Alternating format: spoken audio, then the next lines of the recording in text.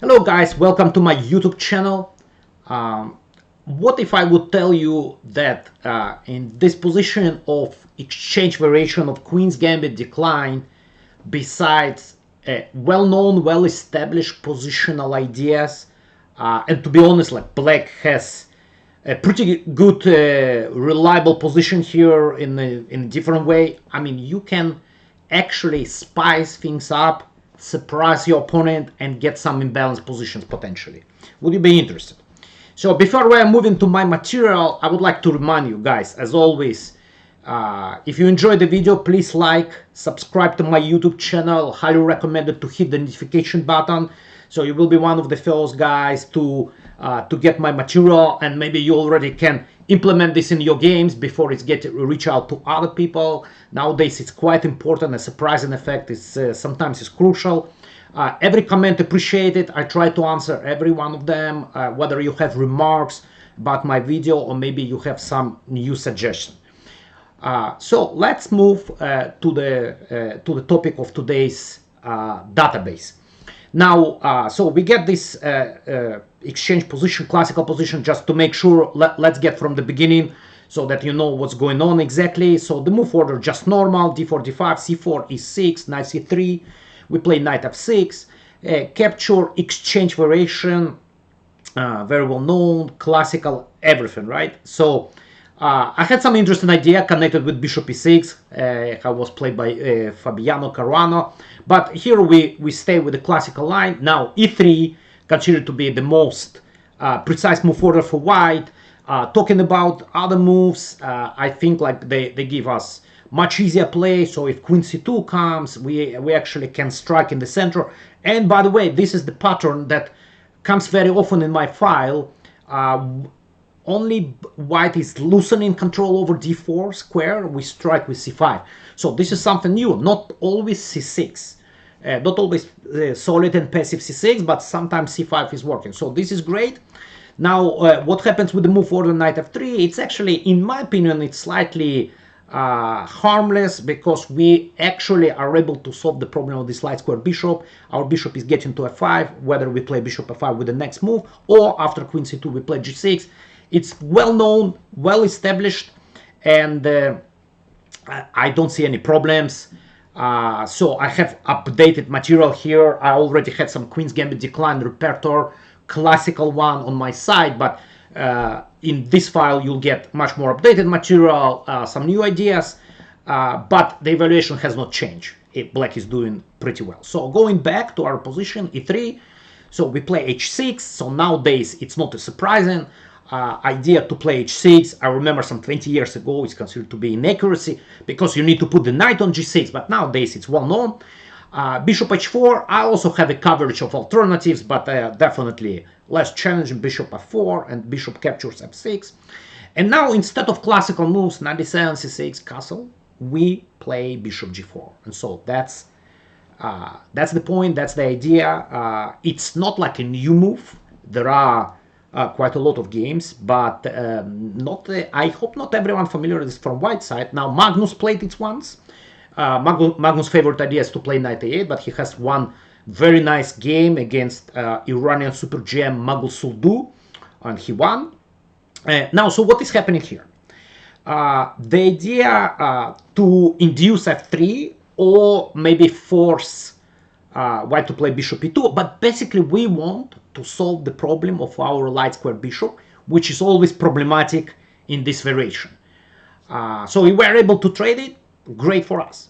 Now, here there will be, as always guys, very, very detailed coverage, all 7 moves that white has been playing so far in this position. Everything will be covered, but obviously I want in this video to make it short, to give you bullet points. So let's talk about this. Now, first of all, I want to mention that move queen b3. So that's immediately question. What happens about our pawn b7? So that thematic idea in Slav, in this pawn structures, Queen's Gambit declined. Whenever we move our bishop, we have to be ready for queen b3, and preferably not to play b6. So fortunately for us, we have move knight d7, and actually white cannot tactically take on d5. Obviously, knight d5, bishop on h4. And queen b7 also very risky. We get so it's actually really bad, not very risky. So one of the tricks, we play rook b8, queen a7, rook b2, and despite black is being pulled down, we actually have probably decisive initiative. For example, just a very simple idea: bishop d3, bishop b4, obviously king on e1, that's an issue. Rook c1, c5, knight f3, and now we have this nice idea g5, chasing off the bishop to g3, c4. No good squares for the bishop, only 2, and knight e4 already wins material and the game. So this is great. So queen b3, no problem. So that's first nice sign of this variation with bishop g4. So no problem here. Now if white decides to play f3, we come bishop e6. And guys, we are ready. We don't need c6. We're ready to strike with c5. And we get this very nice active position, like with the normal play. I mean, I wouldn't say black is better, but I think it's very comfortable. We were able to play c5 in one move. It looks great. Now, what do we have? What do we have else here? Of course, important to mention that bishop e2. That you can definitely face. Bishop e2, knight e2 leads to the position where we were able to trade light square bishops, and this classical line analyzed. And in my opinion, black life is easier without light square bishop. We don't need to think whether to place it on b7, e6, what to do with this bishop. And nowadays, it's already not surprising that we start this b5, b4, followed by c5 at some point play, with very simple play in my opinion. The ideas are very clear and very reliable position. I think no problems here as far as I can see in this position.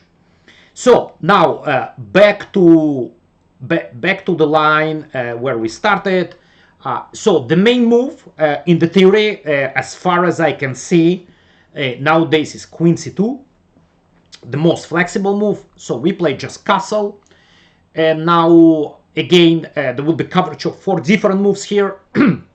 Now after bishop d3, again the control over d4 square, d4 pawn is loosened a little bit, so we strike c5, knight c6. It definitely also helps whenever knight comes to c6, we will have a tempo, knight b4, no problems here. Now the best move is h3. We have e6 square as usual, knight f3, and knight e8. So that's a very important idea, very important move. It's not a new pattern in Queen's Gambit Decline exchange variation. There is a similar line after move c6 that Magnus likes to play. And what is happening here? There are obviously 2 choices for white: bishop g3, bishop e7. After bishop e7, we have just normal play. We develop. Next, knight comes to d6. By the way, I like a lot this square for the knight because it's kind of like neutralizes idea before, and we can play f5 at some point. Just a normal play, normal exchange variation position, but I think black pieces are very well placed with this setup. And critical, as far as I understand, considered to be bishop g3, and here we continue bishop d6. That's probably the most trendy line. Again, we want to trade bishop d6, knight d6. Knight gets to the optimal square. Knight e5 looks very aggressive. We probably have a hard time to play f6 after we committed for h6 light squares, but we play knight c6 in this position. And the main line here usually goes knight c6, bc6, bishop d6, cd6. We get this interesting pawn structure, as I mentioned in the beginning, in balanced position, but I see no problems here. We have sometimes play on the queen side with queen g5. On the other hand, we can work for c5. We have b file available.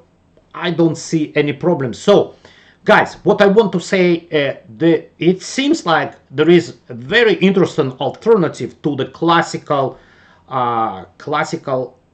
ways to handle exchange variation with knight d7 and so on, where black is doing pretty well, by the way, nowadays.